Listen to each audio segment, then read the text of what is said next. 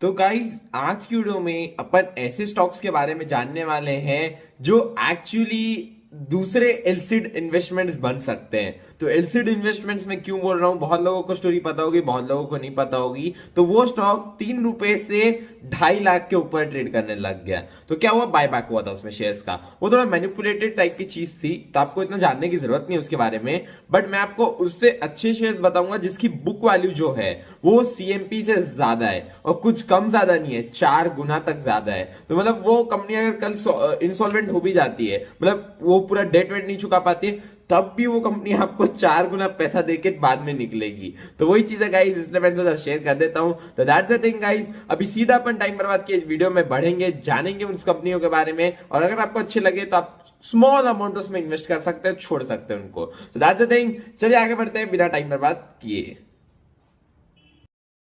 तो गाइज यहाँ पे अपन जैसे कि आ ही चुके हैं, यहाँ पे अपन सीएमपी टू बुक वैल्यू देखेंगे तो सबसे कम स्टॉक की, उसके बाद ये, उसके बाद ये, उसके बाद ये 0.4 के आजू बाजू भी मिल रही है। मतलब डबल की ग्रोथ चांसेस है ही हर एक कंपनी में। तो अपन सबसे पहले most undervalued stock according to the book value देखेंगे, और प्राइस टू अर्निंग सबसे ज्यादा जिसका है हाईयर साइड। ठीक है, तो ये कौन सी कंपनी है, ये है नलवा सन्स इन्वेस्टमेंट लिमिटेड। यहाँ पे इसको 3-4x का अपन को बुक वैल्यू मिल रहा है करंट प्राइस से। So that's very big thing, and the thing is यहाँ पे 3x रिटर्न अपन को देखने मिल रहा है। और ये कंपनी करती क्या है, तो ये ओपी जिंदल ग्रुप, मतलब जेएसडब्ल्यू, जिंदल एक्सेट्रा एक्सेट्रा जितनी कंपनीज है सब में ये वो इन्वेस्ट करती है।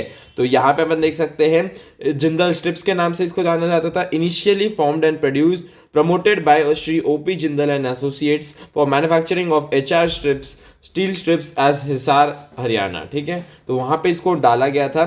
अब यहाँ पे इसकी इनकम कैसे आती है, डिविडेंड इनकम सबसे मेन चीज़ है, इंटरेस्ट इनकम उसके बाद आती है जो लोन्स मिलते हैं उससे, एंड ट्रेडेड गुड्स जो है इसके उसके बहुत कम है। ठीक है, इनकम ही नहीं है उसकी, लगभग ना के बराबर है। तो अपन वही देख पा रहे हैं कि ये देखिए, ओके यहाँ पे अपन देख सकते हैं कि मेनली इन लोग का डिपेंडेंस ओपी जिंदल ग्रुप पे ऑफ कोर्स, और इनके इन्वेस्टमेंट्स बहुत ज़्यादा बढ़ चुके हैं। अभी नया एकदम देखेंगे अपन, यहाँ पे तो देखेंगे भी नहीं अपन, सीधा बैलेंस शीट देखेंगे। अपन को प्रॉफिट से तो क्या ही फर्क पड़ना, भी तो रहने दो। यहाँ पे अपन देख सकते हैं 19,000 करोड़ एक सेकेंड, 19,000 करोड़ के इन्वेस्टमेंट्स है। ठीक है, 19,000 करोड़ के। ठीक है, और प्लस अपन को रिजर्व्स भी 17,000 करोड़ के मिल रहे हैं अपन को। ठीक है, तो दोनों को मैं मिलाऊं तो लगभग दोनों 35,000 का मेरे को बता रहे हैं, और मार्केट कैप देखिए 4,000 करोड़ सिर्फ। तो ये एक ऐसा स्टॉक है कि आप लेके भूल गए, छोड़ दिए, बढ़ गया तो बढ़ गया, नहीं तो घट गया वाला काम है इस स्टॉक में। अभी चार्ट देख लेते एक बार के लिए, आखिरी चीज। अभी डिस्काउंट में लेना है तो ले लो, नहीं लेना है तो अपॉर्चुनिटी मिस कर दो। मैं तो नहीं बोल रहा इस पे लेना है गाइस, बहुत ज़्यादा रिस्की होने वाला है ये चीज़ें। तो आपको एक बार देख देख के करना है। अपन अब देखेंगे नेक्स्ट सबसे अंडरवैल्यूड शेयर। तो ये कौन सी है, ये है सुमित सिक्योरिटीज। इसका क्या है, इसका बुक वैल्यू 3x है समझ लीजिए बस। तो वो फायदा है, 3,300 करोड़ की कंपनी है। P ratio is okay according to the industry. P enterprise value सब ठीक है, ठीक है, ठीक है। 3 गुना रिटर्न ये भी देख चुका है साल में। ठीक है, आगे देखते हैं अपन। तो यहाँ पे ये एनबीएफसी रजिस्टर्ड हुआ था आरबीआई के थ्रू। ठीक है, उसमें बहुत सारी चीज़ें लिखी है उसके बारे में, वो नहीं जानेंगे अपन। जानेंगे डिविडेंड इनकम आ रही है, मतलब स्टॉक्स में इन्वेस्ट करता है बहुत ज़्यादा। ठीक है, इन्वेस्टमेंट्स कौन सी है देखिए, यहाँ पे CEAT limited, CG power, HCL technologies, Reliance industries, RPG, life science, state bank of India, and ये अनकोटेड इन्वेस्टमेंट्स, मतलब जो लिस्टेड नहीं है उस पर करती है। तो Spencer and company, Bombay mercantile cooperative bank, Rado tyres, CFL capital financial services. ठीक है, तो वही है। यहाँ पे ये लोग बहुत सारी कंपनीज में इन्वेस्ट करके रखे, इन सब में ग्रोथ तो दिख रहा है मेरे को आगे ओवर द ईयर्स भी। ठीक है, तो वही चीज़ है, आगे देखते हैं अपन इसकी चार्ट को। चार्ट पे अभी ये डिस्काउंट पे वापस, मैं वही बता रहा था आपको, मस्त ऊपर जाके आया है डिस्काउंट पे। लेना है तो ले लो, नहीं तो छोड़ दो अपॉर्चुनिटी, कोई दिक्कत नहीं है गाइस। और यहाँ पे देखो इनकम क्यों बढ़ी, क्योंकि डिविडेंड ज़्यादा बढ़ गए। डिविडेंड इनकम में तो समझ जाओ, डिविडेंड जितना ज़्यादा देगी वो सब कंपनी जिसमें इन्वेस्ट करके उतना इनका बढ़ता जाएगा। तो क्या बोला था मैंने, 3,300 करोड़ की कंपनी है, और यहाँ पे 13,000 करोड़ आई वुड से के इन्वेस्टमेंट्स है गाइज। तो कैसे डूबेगी ये भी कंपनी, तो वही चीज़ है। यहाँ पे अपन देख सकते हैं रिजर्व्स भी पड़े हुए हैं कंपनी के पास बहुत अच्छे खासे। तो वही चीज़ें थोड़ी थोड़ी मैनिपुलेटिव टाइप की companies I would say, but लेके रखने में कोई दिक्कत नहीं है ऐसी, लेके छोड़ दो, भूल जाओ कोई कंपनी रखे थे ऐसी, 2-4 शेयर ही लेके छोड़ दो, 10,000 20,000 15,000 का, उससे ज़्यादा मत लेना। ये मेन आपका मेन होल्डिंग नहीं होना चाहिए कभी भी पोर्टफोलियो में, कुछ भी हो सकता है कल जाके, वही चीज़ है, ठीक है।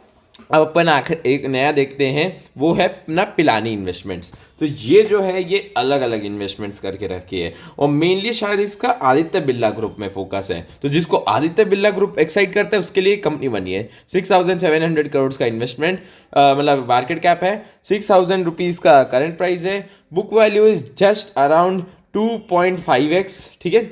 तो वही चीज़ है, यहाँ पे भी ज़्यादा ही मिल रहा है अपन को, इतना ग्रोथ पॉसिबिलिटी समझ लो 2 गुना हो गया, स्टॉक तो बहुत अच्छा है। बस मैं तो इतना ही मानता हूँ, डेट है कंपनी, बस ये थोड़ा सा यहाँ पे है, फ़र्क पड़ रहा है। तो वही जानेंगे अब आगे इसके रेशियोज क्या क्या है, कौन से इन्वेस्टमेंट्स हैं। यहाँ पे देख सकते हैं Century Textiles, Grasim, Aditya Birla group, Hindalco, Aditya Birla group, UltraTech, Aditya Birla group, Vodafone Idea थोड़ा डूब चुका है तो उसको ज़रूर देख लेना एक बार, क्योंकि इसकी वजह से इसके शेयर प्राइस में फ़र्क पड़ेगा गाइस। केसवरम इंडस्ट्रीज, ठीक है। तो यहाँ पे मार्च 2023 को 9,400 थे, अभी देखते हैं कितना हो गए। इंटरेस्ट इनकम, वापस इनका इंटरेस्ट इनकम मेन है, तो मतलब ये लोग उनको लोन ज़्यादा दे रही है कंपनी, ठीक है। डिविडेंड इनकम कम है इनका, okay. And focus in strategic investments, ठीक है, ग्रुप ओवर द ईयर्स वाला काम है इनका भी। तो देखते हैं अपन, यहाँ पे अपन देख सकते हैं ये 50 DMA के आजू बाजू है, बाइंग प्राइस हो सकता है शायद, बट वोडाफोन आइडिया डूब चुका है तो उसको देखना ज़रूर है अपन को, ठीक है। तो वो थोड़ा वैसा कंपनी है। आगे देखिए अपन बैलेंस शीट पे, तो बैलेंस शीट पे अपन देख सकते हैं 17,000 करोड़ के इन्वेस्टमेंट्स है, 17,000 करोड़ के रिजर्व्स भी है इनके पास। बोरिंग्स ठीक ठीक लेके रखी है कंपनी, क्योंकि उनको शायद आगे वापस से बोरो करवाना है उसको, क्योंकि वहाँ से बोरिंग से अदर एसेट्स में जा रहे हैं, मोस्टली ट्रेड रिसीवेबल्स होंगे शायद, नहीं लोन्स एंड एडवांसेस, यार लोन्स एंड एडवांसेस में है इनका, ठीक है, वही चीज़ मैं बोल रहा था, लोन्स एंड एडवांसेस में है। तो आगे अगर अपन देखें तो अच्छी खासी वही कंपनी है, ये भी सेम टू सेम। अब आपको एक आखिरी कंपनी दिखा देता हूँ, इंटरेस्ट हो तो डालना, एकदम मत डालना, गोइंग का बिजनेस। तो ये मेरे को तब भी ठीक क्यों लगते हैं, पी रेशियो बहुत लो है इसका, देखिए ना 5 का पी रेशियो, इंडस्ट्री पी वैसे भी 23 का है, प्लस इसका बुक बहुत सस्ती वाली कंपनी है, जिसको सस्ते में इंटरेस्ट हो, 24 रुपये का है, समझ लो 2.5 है ये भी, ठीक है। तो वही है, और ज़्यादा रिटर्न भी दी थी ना, 5 समझ लो यहाँ पे हो गई थी ये 15, तो ये भी 3x दे चुकी थी अपना रिटर्न, ठीक है। पेग रेशियो लो है, दूसरी चीज़ रेशियोज भी यहाँ पे मैच कर रहे हैं, जैसे ROC बहुत अच्छा है, प्रॉफिट ग्रोथ भी बढ़ रहा है, एंटरप्राइज वैल्यू भी ठीक है। तो मतलब ऐसा ही इसमें डाल के छोड़ दो, 10-15 हज़ार बढ़ गया तो ठीक, नहीं तो रो लो, वही वाला काम है। तो आगे अपन अगर देखें तो इनका रेवेन्यू कहाँ से आता है, सेल ऑफ शेयर्स, ठीक है। तो वही ये कंपनी जो बेचती है उनसे आता है इनका शेयर का वो, तो एक ट्रेडिंग कंपनी है सॉर्ट ऑफ। देखो कहाँ गई थी मैनिपुलेशन से और कहाँ गिर गई अभी, ठीक है। तो वही चीज़ है, अपन तो देख के लेना है अगर कोई कंपनी उठा रहे हैं तो। यहाँ पे बहुत अच्छा अपन को प्रॉफिट ग्रोथ देखने मिल रहा है, बार बार प्रॉफिट में आती है, लॉस में भी जाती है कभी कभी company, depends on what which shares they have sold और इनको इंटरेस्ट कितना लग रहा है, तो वहीं से आता है इनका मेन चीज़ें। बैलेंस शीट अपन देखिए तो 6 करोड़ के इन्वेस्टमेंट्स है और 18 करोड़ के रिजर्व्स।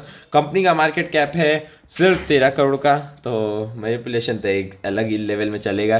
तो यही सब चीज़ें अपन ने जान ली। आज यही वीडियो मैंने बनाया कि थोड़ा इंटरेस्टिंग रह सकता है, लोगों को एलसीडी इन्वेस्टमेंट्स बहुत सारा शौक हो रहा था, तो ये कुछ कंपनीज है जो उनके कंपटीशन में डायरेक्ट। तो अगर आपको इन्वेस्ट करना है तो कमेंट्स में जरूर बताइए किस में इन्वेस्ट करेंगे, and share this video with your friends, तो उनको भी पता चल जाए ऐसे कुछ स्टॉक्स और बचे हुए हैं जो एलसीडी इन्वेस्टमेंट की तरह मैनिपुलेट हो सकते हैं। मिलते हैं नेक्स्ट वीडियो में गाइस, तब तक के लिए बाय बाय, सेफ इन्वेस्टिंग।